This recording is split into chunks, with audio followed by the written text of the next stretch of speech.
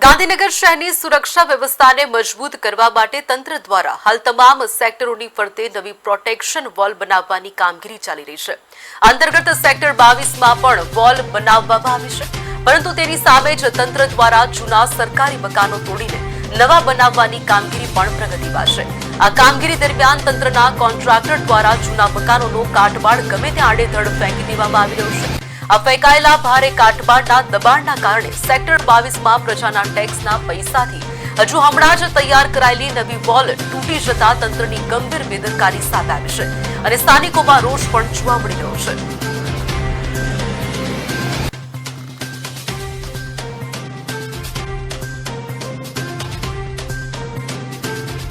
જે દિવાલ લગાવવામાં આવી હતી ત્યારે જે સેક્ટર 22માં જે સરકારી મકાન તોડીને હાલ જે 7માં જે સરકારી મકાન કરવામાં આવી રહ્યા છે, ત્યારે સરકાર દ્વારા તંત્ર દ્વારા જે દિવાલ ઊભી કરવામાં આવી તેની બાદ જે બિલ્ડિંગ હતી તે તોડીને તંત્ર દ્વારા જે બિલ્ડિંગ પાછી તોડવામાં આવી તેવા દ્રશ્યો જોવા મળી રહ્યા છે। કારણ કે તમે જોઈ શકો છો હજુ એને 3 થી 4 મહિના થયા હતા, તેની પહેલાં જ કે આ જે તંત્રના જે કામગીરી તંત્રના કારીગર છે તેમની દ્વારા કાટમાળ આડેધડ ફેંકી દેવામાં આવે છે। તેના કારણે જે 1, 2, 3 એવી નહીં, જેમ કે 7 જે લાઇનમાં વોલ છે તે આખી તૂટી ગઈ છે।